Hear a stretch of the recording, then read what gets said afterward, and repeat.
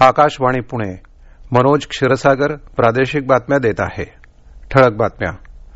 देशाच्या गरजा लक्षात घेऊन कामाला लागा, तरुणांना पंतप्रधानांचं आवाहन.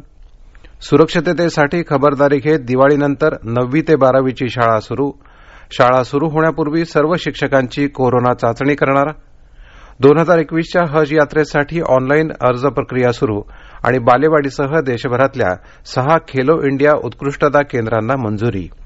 आता सविस्तर बातम्या. तरुणांनी देशाच्या गरजा लक्षात घेऊन तळागाळापर्यंत होणाऱ्या बदलांशी जोडून घ्यावं असं आवाहन पंतप्रधान नरेंद्र मोदी यांनी केलं आहे. ते काल आयआयटी दिल्लीच्या 51व्या दीक्षांत समारंभाला दूरदृश्य प्रणालीमार्फत संबोधित करताना बोलत होते. आत्मनिर्भर भारताच्या संदर्भात सर्वसामान्यांच्या आकांक्षा जाणून घेण्याची गरज असल्याचं मत त्यांनी यावेळी व्यक्त केलं. आत्मनिर्भर मोहीम हे एक मिशन आहे, त्यामुळे तरुणांना नवसंकल्पांच्या माध्यमातून कोट्यवधी देशवासियांच्या जीवनामध्ये सकारात्मक बदल घडवून आणणं शक्य होणार आहे असं त्यांनी सांगितलं. देश तुम्हाला उद्योग सुलभता प्रदान करतोय, आता तुम्ही फक्त देशातल्या लोकांचं जीवनमान सुकर बनवायचं आहे असं पंतप्रधान मोदी यांनी सांगितलं. विद्यार्थ्यांच्या सुरक्षिततेसाठीची योग्य ती खबरदारी घेऊन राज्यातील 9वी ते 12वी पर्यंतच्या शाळा दिवाळीनंतर सुरू करण्यात याव्या असे निर्देश मुख्यमंत्री उद्धव ठाकरे यांनी काल दूरदृश्य प्रणालीमार्फत आयोजित बैठकीत दिले. ज्या शाळांमध्ये विलगीकरण केंद्र तयार करण्यात आले आहेत ते बंद करता येणार नाहीत. अशा ठिकाणच्या शाळा पर्यायी जागेत सुरू करता येतील का, त्याबाबत स्थानिक प्रशासनानं निर्णय घ्यावा असं मुख्यमंत्र्यांनी यावेळी सांगितलं. शाळांचं सॅनिटायझेशन, शिक्षकांची कोरोना तपासणी यासारख्या सर्व बाबींची काळजी घेणं आवश्यक आहे. आजारी मुलांना किंवा ज्या घरातील व्यक्ती आजारी आहे अशा पाल्यांना पालकांनी शाळेत पाठवू नये असं आवाहन देखील मुख्यमंत्र्यांनी केलं आहे. शाळा सुरू होण्यापूर्वी सर्व शिक्षकांची आरटीपीसीआर चाचणी 17 ते 22 नोव्हेंबर दरम्यान स्थानिक प्रशासनाच्या माध्यमातून करून घेतली जाईल अशी माहिती शालेय शिक्षण मंत्री वर्षा गायकवाड यांनी यावेळी दिली. 23 नोव्हेंबरपासून सुरू होणाऱ्या शाळांमध्ये विद्यार्थ्यांचं तापमान तपासण्यात येईल. एका बाकावर एकाच विद्यार्थ्याला बसवण्यात येईल. 1 दिवसाआड वर्ग भरतील. विद्यार्थ्यांनी घरून जेवण करून यावं. स्वतःची पाण्याची बाटली सोबत आणावी. 4 तासांची शाळा राहील. त्यात केवळ विज्ञान, गणित आणि इंग्रजी असे कठीण विषय शिकवले जातील. या विषयांसह बाकी विषयांसाठी ऑनलाईन वर्गाची सुविधाही असेल असंही शिक्षण मंत्र्यांनी स्पष्ट केलं. सिंधुदुर्ग जिल्ह्यात रानावनात फिरणारे काही कातकरी आदिवासी बांधव आता आपल्या हक्काच्या घरात विसावलेत. देवगड तालुक्यात ही किमया घडवली आहे. देवगड पंचायत समितीचे गट विकास अधिकारी जयप्रकाश परब आणि त्यांच्या सहकाऱ्यांनी त्यांच्या प्रयत्नातून पंतप्रधान आवास योजना आणि आदिम आवास योजनेतून देवगड तालुक्यातल्या 74 पैकी 70 घरांचं काम पूर्ण झालं आहे.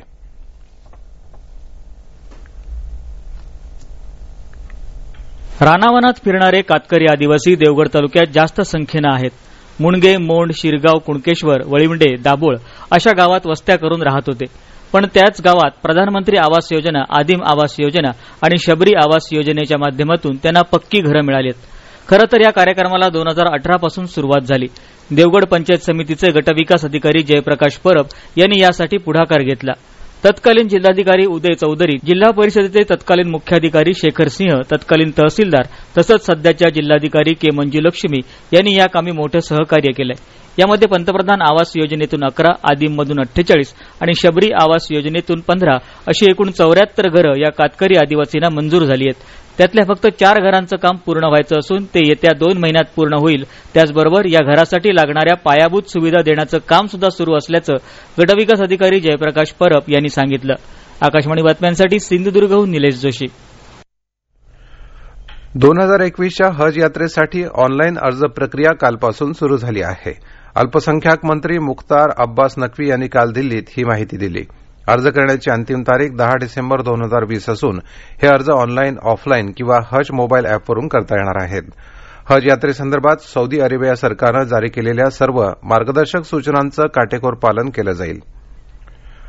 भारतीय संरक्षण दलांनी देशाला असलेल्या वेगवेगळ्या धोक्यांचा सामना करण्याकरता तयार राहावं असं आवाहन वायुदल प्रमुख air chief marshal Rakesh Singh Bhadauria यांनी केलं आहे. ते काल पुण्यात राष्ट्रीय संरक्षण प्रबोधिनीच्या 139व्या तुकडीच्या दीक्षांत संचलन सोहळ्यात बोलत होते. या सोहळ्यात 303 छात्र सहभागी झाले होते. यामध्ये 17 परदेशी छात्रांचा समावेश होता. कॅडेट अनिरुद्ध सिंग यांना यावेळी राष्ट्रपती सुवर्ण पदकानं गौरवण्यात आलं. कॅडेट सोमय बटोल रजत पदकाचे तर कॅडेट अनमोल कांस्य पदकाचे मानकरी ठरले. Chief of staff banner India स्क्वाड्रननं पटकावला. या प्रादेशिक बातम्या आपण आकाशवाणीच्या पुणे केंद्रावरून ऐकत आहात.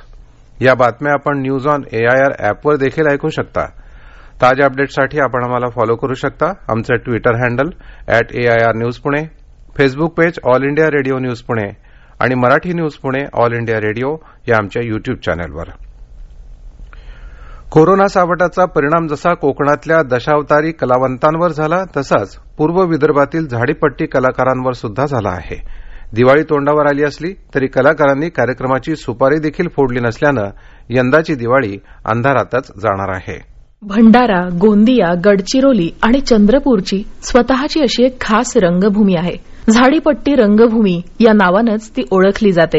ग्रामीण भागात यात्रा, उत्सव सुरू झाले की लोकांच्या मनोरंजनासाठी तमाशा, दंडार, नाटकं, गोंधळ यांचं आयोजन केलं जातं. या आयोजनाच्या माध्यमातूनच पूर्व विदर्भातील झाडीपट्टी कलाकारांना 2 पैसे मिळतात. त्यातून त्यांच्या आयुष्याचा गाडा चालत असतो. मात्र यावर्षी टाळेबंदी जाहीर झाल्यापासून सारच बंद आहे. यात्रा, उत्सवच नाहीत, आता दारू दुकानं, बाजारपेठ, रेल्वे, एसटी सेवा सुरू झाल्या आहेत. मात्र झाडीपट्टी कलाकारांना आपली कला सादर करता येत नाही. दिवाळी काही दिवसांच्या अंतरावर येऊन ठेपली आहे. तरीही भंडारा, गोंदिया जिल्ह्यातील झाडीपट्टी कलाकारांनी कार्यक्रमाची एकही सुपारी फोडली नाही. आता रंगभूमीचा पडदा उघडायला परवानगी असली तरी आमची दिवाळी अंधारातच होणार असल्याची खंत या कलाकारांनी व्यक्त केली आहे.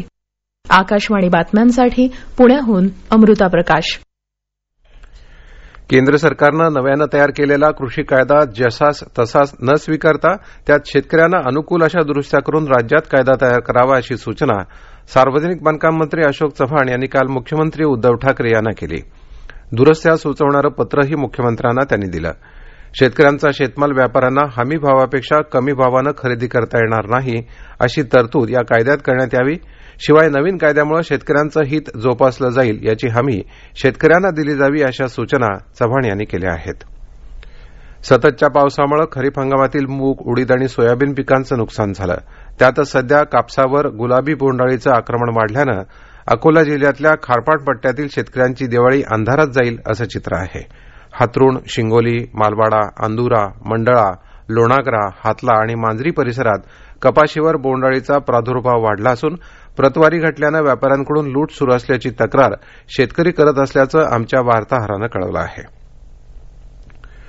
मराठा समाजाच्या मागण्यासंदर्भातील पुढील महिन्यात मुख्यमंत्री उद्धव ठाकरे यांच्या समवेत बैठक घेऊन आरक्षणाबाबत चर्चा करण्याचं आश्वासन दिल्यानंतर मराठा क्रांती मोर्चाच्या समन्वयकांनी काल पंढरपूर ते मुंबई मंत्रालय दिंडी मोर्चा स्थगित केल्याची माहिती दिली. पुण्यातल्या कौन्सिल हॉलमध्ये मुख्य सचिव संजय सिंह चौहान यांच्या उपस्थितीत मराठा समन्वयकांची बैठक झाली. यातील सकारात्मक चर्चेनंतर कालचा पायी दिंडी मोर्चा स्थगित केल्याचं मराठा क्रांती मोर्चाचे राज्य समन्वयक धनंजय साखळकर यांनी जाहीर केलं. काही वर्षांपूर्वी मराठीत नवीन काही येत नाही असं म्हटलं जात होतं, पण आज मराठी सिनेमा पाहायलाच पाहिजे अशी परिस्थिती निर्माण झाली आहे. हे मराठी सिनेमाचं यश आहे असं मत महसूल मंत्री बाळासाहेब थोरात यांनी काल व्यक्त केलं. चित्रपट माध्यम आणि राज्याचं मनोरंजन विषयक धोरण या विषयावर ऑनलाईन 3 दिवसांच्या चर्चासत्राचा समारोप करताना ते बोलत होते. नाशिक शहराजवळील त्र्यंबकेश्वर तालुक्यातल्या अंजनेरी या गावाच्या वनक्षेत्रातून जाणाऱ्या 14 किलोमीटर लांबीच्या रस्त्याला पर्यावरणप्रेमींनी विरोध केला आहे. तो लक्षात घेऊन हा रस्ता होऊ देणार नाही असा निर्वाळा पर्यावरण मंत्री आदित्य ठाकरे यांनी काल दिला. शासकीय किंवा मान्यताप्राप्त स्वयंसेवी बालगृहातून बाहेर पडणाऱ्या अनाथ मुलांना विविध शैक्षणिक, आर्थिक, सामाजिक सवलतींच्या लाभासाठी अनाथ प्रमाणपत्र गतिमान पद्धतीनं देण्याचं महिला आणि बालविकास विभागानं निश्चित केलं आहे. त्यानुसार अनाथ प्रमाणपत्र देण्यासाठी राज्यभरात येत्या 4 ते 30 नोव्हेंबर दरम्यान विशेष पंधरवडा मोहीम राबवण्यात येणार असल्याचं सरकारी प्रसिद्धीपत्रकात म्हटलं आहे. राज्यातील महिलांवरील अत्याचारात दिवसेंदिवस वाढ होत आहे. मात्र अल्पवयीन मुलीवर झालेल्या अत्याचाराची दखल घेण्यासाठी राज्याच्या मुख्यमंत्र्यांकडे वेळ नाही अशी टीका भारतीय जनता पार्टीच्या प्रदेश उपाध्यक्ष चित्रा वाघ यांनी काल लातूर इथं केली. राज्यातील आदिवासींवरील अत्याचारात गेल्या वर्षात 26.5% वाढ झाल्याचा अहवाल आला आहे अशी माहिती त्यांनी दिली. उस्मानाबाद जिल्ह्यातल्या लाहोरा तालुक्यातल्या एका अल्पवयीन मुलीवर 20 दिवसांपूर्वी अत्याचार झाले. त्या मुलीची भेट काल चित्रा वाघ, आमदार अभिमन्यू पवार आणि भाजपा शहराध्यक्ष गुरुनाथ मगे यांनी जिल्हा रुग्णालयात जाऊन घेतली. लातूरच्या स्त्रीरोग तज्ज्ञ डॉक्टर अनुजा विश्वास कुलकर्णी यांनी दुर्बिणीद्वारे गर्भपिशवीच्या आतील पडद्यांना लेझरद्वारे उपचार या विषयावर शोधनिबंध लिहिला असून त्याची गोल्डन हिस्टेरोस्कोपी पुरस्कारासाठी शिफारस झाली आहे. अमेरिकेतल्या स्त्रीरोग तज्ज्ञांच्या संघटनेच्या वतीनं सध्या एक अधिवेशन भरवण्यात आलं असून या अधिवेशनात डॉक्टर अनुजा कुलकर्णी आज हा शोधनिबंध सादर करणार आहेत. बनावट पासपोर्ट तयार केल्याप्रकरणी नाशिक जिल्ह्यातल्या मालेगावातील आयशानगर पवारवाडी भागात ग्रामीण पोलिसांनी छापा टाकून 2 बांगलादेशी संशयित नागरिकांसह 6 स्थानिकांना अटक केली आहे. त्यांच्याकडून बनावट भारतीय पासपोर्ट, जन्मदाखले, आधार कार्ड, मालेगाव मनपाकडे नोंदणी असलेली जन्माची प्रमाणपत्र, पॅन कार्ड आदी कागदपत्र जप्त करण्यात आली आहेत. ही टोळी मालेगावातली रहिवासी असल्याचं भासवून कायदेशीर परवानगी नसताना बनावट पासपोर्ट तयार करून नागरिकांची दिशाभूल करताना आढळून आल्याचं पोलीस अधीक्षक सचिन पाटील यांनी काल सांगितलं. पंढरपूरकडे जाणाऱ्या रिक्षाला मालवाहतूक ट्रकची धडक बसल्यानं काल दुपारी झालेल्या भीषण अपघातात 3 जण ठार झाले. या अपघातात 4 जण जखमी झाले असून एकाची प्रकृती गंभीर आहे. रायगड जिल्ह्यात मुरुडजवळ काशीच्या समुद्रात बुडणाऱ्या 2 पर्यटकांना वाचवण्यात जीवनरक्षकांना यश आलं. काल संध्याकाळी ही घटना घडली. जीवनरक्षक राकेश रस्ते आणि अमोल कासार यांनी खोल पाण्यात उड्या घेऊन या पर्यटकांना वाचवलं.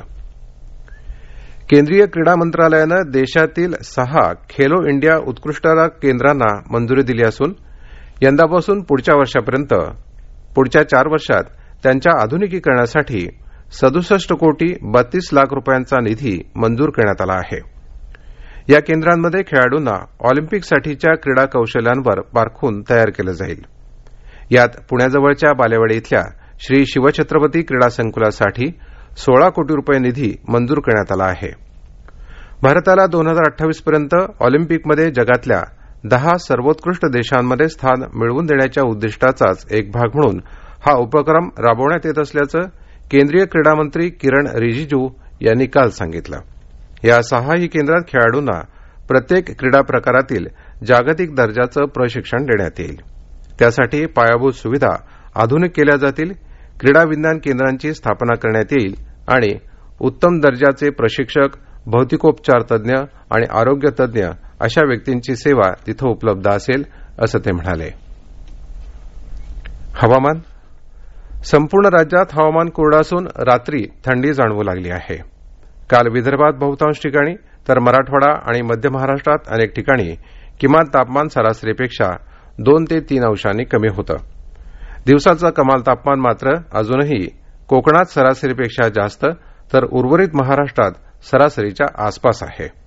आगामी 24 तासात तापमानात फारसा बदल संभवत नाही असा अंदाज हवामान विभागानं व्यक्त केला आहे.